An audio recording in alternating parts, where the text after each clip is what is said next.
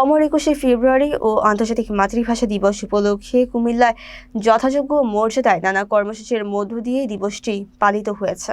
রাত ১২টা ১ মিনিটে নগরীর টাউন হল মাঠের কেন্দ্রীয় শহীদ মিনারে ভাষা শহীদদের প্রতি শ্রদ্ধা জানাতে মানুষের ঢল নামে।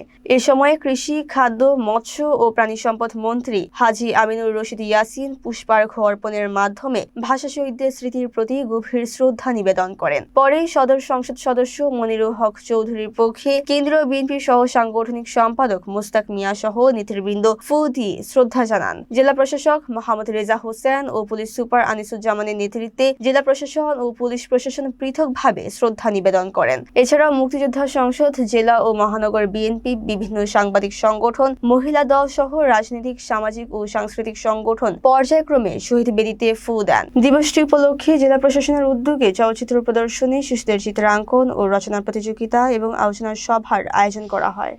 সেই শহীদ দিবসেও সরকারের নিপীড়ন, নির্যাতনের পরিস্থিতি এমন ছিল, আমরা শহীদ দিবসেও শহীদদেরকে শ্রদ্ধা জানাতে আসতে পারিনি। আপনি বললেন দেশে একটা সুন্দর নির্বাচন হয়েছে, জনগণ তাদের পছন্দ মতো ভোটাধিকার প্রয়োগ করে একটা সরকার গঠন করেছে।